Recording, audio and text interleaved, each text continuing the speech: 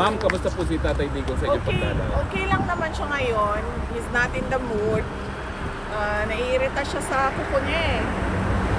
So, pinupit namin. Pinahiram kami ng guardia na nail cutter. And pinupit namin yung kanyang kuko. And then he spent time yung para hindi siya hait. So, okay, Parang sinafile. Oh, yes. Spend time na i-nail file. And then, sabi ko nga, he's not in the mood. Nagbigay na siya ng kanyang mga huling habilin. Sabi niya, kung saan daw siya mamatay, doon daw siya i-cremate. Okay, so sabi niya, Kakalungkot naman yan. Oo. sabi niya, kung mamatay daw siya dito sa Netherlands, wag na daw iuwi yung kanyang katawan sa Pilipinas. Ipa-cremate lang daw siya dito. Yung ashes na lang daw yung iuwi. Yun yung kanyang. And then, sabi ko, i-discuss na lang natin sa susunod kasi hindi ako pro-cremation. Hindi ako pro-cremation. Tapos siya, pro-cremation siya. And then sabi ko sa kanya, so anong mangyayari nito kung kunwari hindi namin sundin yung habilin mo na i-cremate ka? Sabi ko, ilibing ka namin doon sa tabi ng tatay mo. Babalik ka ba? Sabi ko, babalik ka ba? Sabi niya, well, hindi naman, pero pag-isipan ko kung bumultuhin kita o hindi. So, yun yung discussion ngayon. How did you feel po nung nagganyan si Tatay Digong? Kami, nalulungkot ngayon. Yeah. Daming gusto na umiyak. Well, natural din naman na siguro yung sa 8 years old, no? Na mag-isip ng ganon. So, and mabuti na rin yun na alam nating lahat kung ano yung kanyang last wishes para magagawa yun kapag nangyari. Are you prepared for that, Vice President? Ang objection ko lang is hindi nga ako pro-cremation. So, ang takot ko lang din is baka multuhin niya ako pag hindi sinunod yung kanyang habilin na magpa-cremate siya. So, yan. Ma'am, once again, you've proven you're a woman of steel kasi yung dalawa mong kapatid na lalaki, very emotional pag nagkaganyan na si Tatay Digong. Where do you get the strength? Well, galing din siguro kay PRD. Diba, turo niya, ilang beses ko na rin nasabi na turo niya talaga na huwag umiyak. In fact, nung isang beses na bumisita kami dyan, na umiyak si Kitty, ay pinagalitan pa niya na sinabihan niya useless yung mga luha. Meron ba ho siyang rene-request meanwhile? Wala.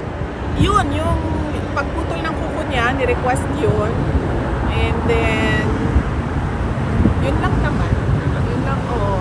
Yun lang yung request. Kanina, nag-request siya ng Coke Zero naman.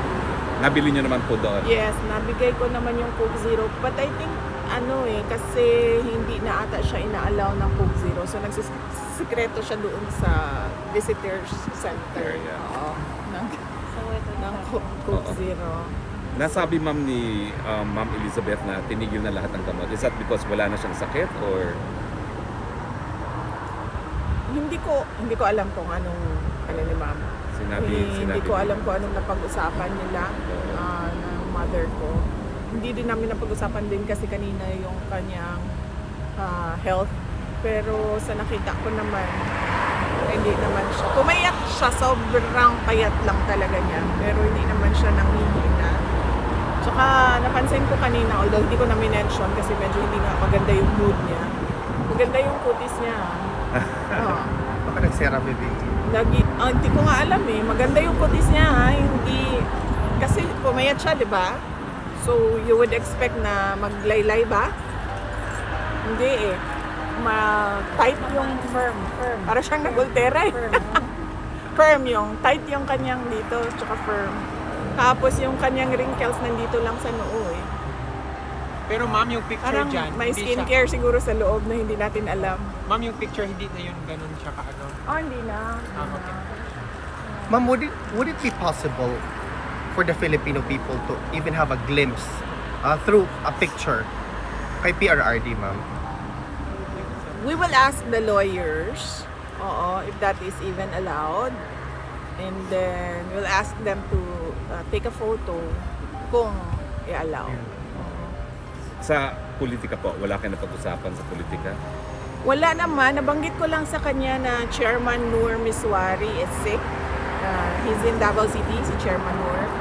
And then sabi niya na ipaabot daw sa kanya yung well wishes niya. And nag-usap din kami kasi kailangan ko tawagan yung anak ni Chairman Noor Miswari. And then, yun lang ang nag-discuss namin. And one other, Dabawenyo na namatay, na binanggit din, na discuss namin. And then of course, yung father ni Mans, friend kasi ni PRD, discuss din. Well, kailan po ang susunod yung bisita kay Tatay? Tomorrow, may bisita kami. Nakalimutan ko lang yung oras. Let me check. Kasi today is 1:30 to 3, no? Bukas is...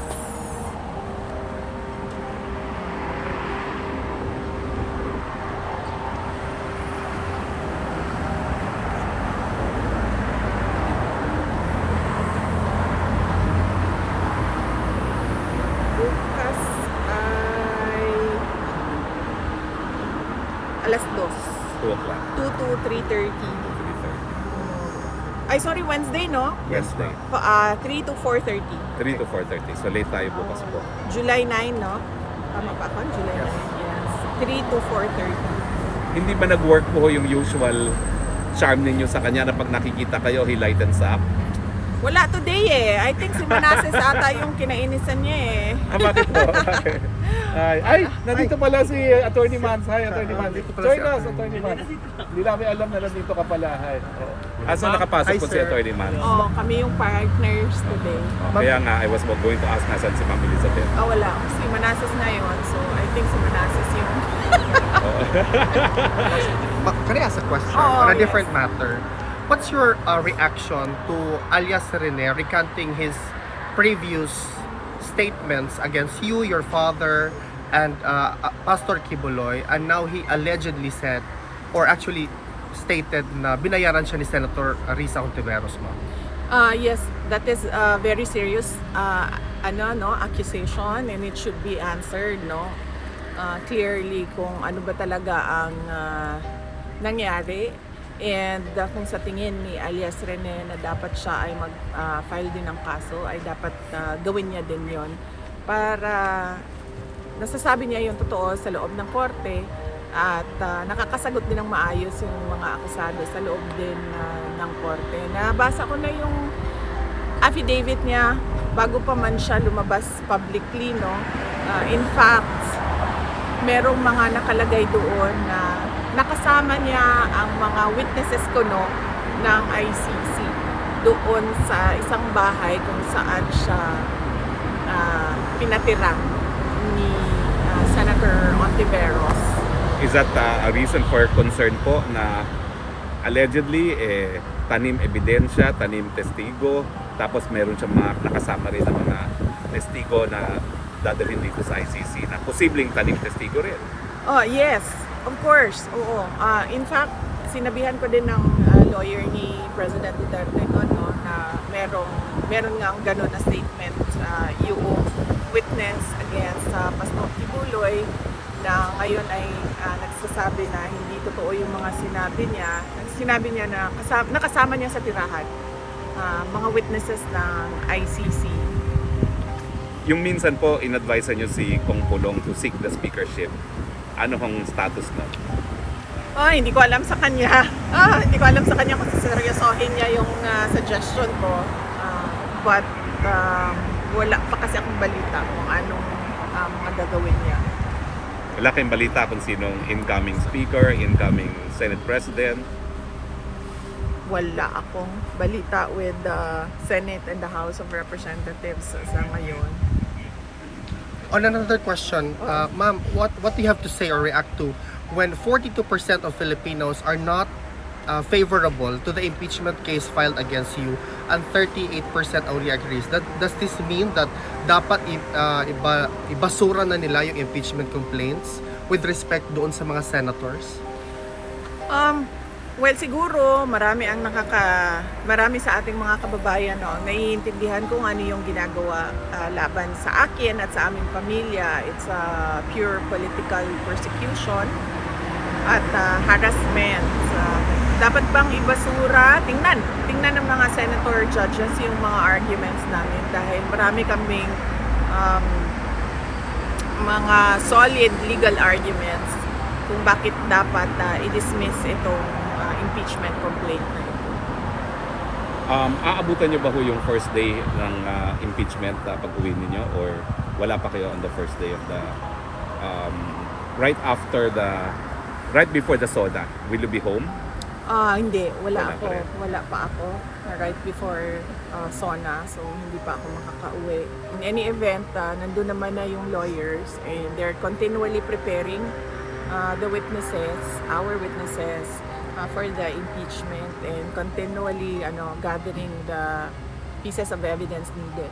Last question po, may mga lumalabas sa balita na meron na raw silang copy ng mga bank accounts nyo. Are you going to file legal action against those na kumuha ng mga bank statements nyo illegally?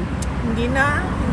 Wala man ako pinafailan ng kaso. Lahat ng mga libelous na lumabas, wala akong pinailan ng kaso. Lahat ng harassment na pinapasa Diyos ko na yan kasi sa tingin ko naman mas matindi ang galit ng Diyos kapag dumating na. Sa bank accounts, inaantay ko na magkaroon ng trial wherein doon ko sasagutin yung mga question about sa bank accounts. Dahil sa ngayon naman, yun nga, illegal yung pagkuha nila na information with regard to bank accounts and wala akong obligasyon na sumagot sa kanila. Pero kung hindi matuloy yung impeachment, I will endeavor na umupo para sagutin yung mga allegations nila sa impeachment through the public. Meron pa kayong tanong? Meron ako Anyone? tanong. Ay, ma'am, nag-ask na rin ako kay opinion ni Congressman Colom. Sa inyo po, opinion lang po, sa bahay ni tatay sa yung bahay po, ano po opinion? Opinion ko as a lawyer, kasi I think na-acquire yung property during sa live-in nila ni Hanilet and ni PRD, and so it is ang status nun is co-ownership. Kaya niya siguro ibenta yung kanyang share pero hindi niya pwedeng maibenta yung kay PRD, and depende na rin yon sa mapapag-usapan nila dalawa ni Hanilet at ni President Duterte kung anong gagawin nila sa bahay. As a lawyer yun, no? As a daughter, iniisip ko lang kung saan natitira si Pangulong Duterte kung ibenta nila, kung uuwi siya ng Davao City. So, yun ang isa sa mga concerns namin. Pero mag-stay daw siya kay ma'am Elizabeth. That's what Congressman Colom said. Oo, may nabanggit si Mama na na ganyan, na pwede namang doon sa bahay niya. Sana i-open to the public nila yung house. Parang peaceful ba? Well, sana, depende yon sa mapag-usapan ni Hanilet at ni President Duterte kasi silang dalawa naman yung may-ari ng bahay. Ma'am Showbiz, since tatanggapin siya ni Ma'am Elizabeth, is there reconciliation in the office? Walang Showbiz. walang reconciliation. Ano lang, sabi ni Mama, okay naman daw na bumisita yung mga girlfriends. Walang problema sa... Grabe, no? Pinapagmamahal. Kaya niyo ba yun, Ma'am? Love ko na si ma'am. Kaya yun, Ma? Ma'am, meron bang Wala na sigurong parang friendship yung kanila. Sport, no? Sport. Parang sport. Ma'am? Sport ang tawag dyan. Sport. Ay malay natin, baka Ma'am niya, kasalan of the century paglabas si Tatay Digong. Mas maganda. Mas maganda. Well, hindi ko na rin i-advise ang magpakasal sila at Ikaw, flower girl, Ma'am. hindi ko na yun. Hindi Anyone ko na else? i-advise yun. Yes, yes. Hello po, VP. Yes. Andy po from GMA Integrated News. Hindi ko po naabutan yung first part ng inyong state, ng inyong pahayag. Pero gusto ko pong tanungin kayo regarding dun sa impeachment po muna. Kasi meron pong sinabi si Senator Zubiri na witch hunt daw po yung impeachment trial sa inyo. Pero meron pong kumbaga, remark naman si Congresswoman De Lima. Ang sabi po niya, unfair daw po na sabihing witch hunt yun dahil daw yung sa gravity ng allegations against you. So ano po ang comment ninyo dun sa mga pahayag na yun na witch hunt daw po yung impeachment and then wala rin po basihan yung pagiging witch hunt na? Ayoko na lang sumali siguro sa sagutan, no, ni De Lima at ni Senator Zubiri. But matagal ko naman na sinasabi, nakikita din naman na tao ng mga kababayan natin yung timelines, no, kung paano sila umabot sa impeachment at alam naman natin na ano talaga ito. This is a race for the presidential elections of year 2020. Meron ba mensahe ang aming pinakamamahal na Pangulong Rodrigo Roa Duterte para sa taong bayan? Sabi niya kanina, no guts, no glory daw. So, yun Yan ang na. Narinig nyo yan, ha? Kailangan ng guts. no guts, no glory. Thank you. So, VP, depende. ikaw, meron ka bang mensahe para sa taong bayan? mga kababayan natin. Oo, unang-una lagi talaga paulit-ulit ay ang aking pagpapasalamat. Siyempre, nagpapasalamat ako sa inyo, no? Dahil sa pagpapakita ninyo ng suporta kay dating Pangulong Rodrigo Duterte. Actually, nagtanong din siya kanina. Sabi niya, may tao pa ba sa labas nag-aantay? Sabi ko, oo, meron. And yung isa, nakasama namin sa bus, taga Mahaplag, Leyte, si ma'am. Kinakanta ko sa kanya. Napangiti siya. Tapos, yun, pasalamat kami sa nagdarasal, nagpapasalamat kami, sobrang dami nun. Kamakailan lang nakatanggap ako ng perpetual mass card para kay dating Pangulong Rodrigo Duterte. So may bumili ng ganun para sa kanya. At yung nandyan pa rin yung taong bayan, patuloy yung kanilang suporta at pagtitiwala kahit na sobrang dami din yung nung paninira. Pabuhay po kayo dito. Ma'am, Okay. additional question po kasi nabanggit niyo po yung kahapon po ata yun sa interview ni Atty. Harry na skin and bones na raw po yung itsura po ngayon ni former president. Meron po ba itong kumbaga parang medical condition or para meron po bang binanggit yung mga doktor dun sa loob ng kulungan kung ano po yung condition or kung meron nga po bang condition si former president at bakit ganun po yung naging katayuan niya for the past 3 months po na nakakulong dito sa ICC? Oo, nabanggit ng mama ko, no, na skin and bones siya and nag-elaborate ako kahapon kung anong ibig sabihin nun. Sobra yung kanyang pagpayat, yung nakikita ninyo dyan ngayon, hindi na siya ganyan at all, no. Mukha siyang may sakit, pero clearly wala naman din siguro siyang sakit kasi wala namang sinasabi na urgent yung medical officer sa amin. Sa tingin ko lang yung weight loss niya ay dahil posible yung una-una loss of appetite dahil nga hindi siya sanay sa pagkain. At pangalawa, baka din kasi kinokontrol nung medical officer yung kain niya kasi diabetic si Pangulong Duterte. Ma'am, isa pa rin po yung sa prosecution naman po. Naglabas na po sila ng 12, or nagbigay na rin po sa defense yung 12th batch ng evidence. Napag-usapan niyo na po ba ito ni Atty. Kaufman? Kung ano po yung magiging susunod na hakbang ninyo tungkol dito sa mga dokumento na binigay po ng prosecution? Malamang pag-uusapan nila kasi kakapasok lang nung lawyer, no? Tsaka yung assistant niya doon sa loob na yon. So malamang papag-usapan nila yon sa case. Meron po kayong access din sa document na yun? Nakita po ba Wala. Yung access ko ay pareho lang sa lahat. Kung ano yung nakapublish sa ICC website, yun lang din ang nakikita ko ng mga documents sa case. Ma'am, do you have... All the medicine she needs. I'm sure, I'm sure he is given the medicines he needs dahil merong medical officer in charge doon sa kanya.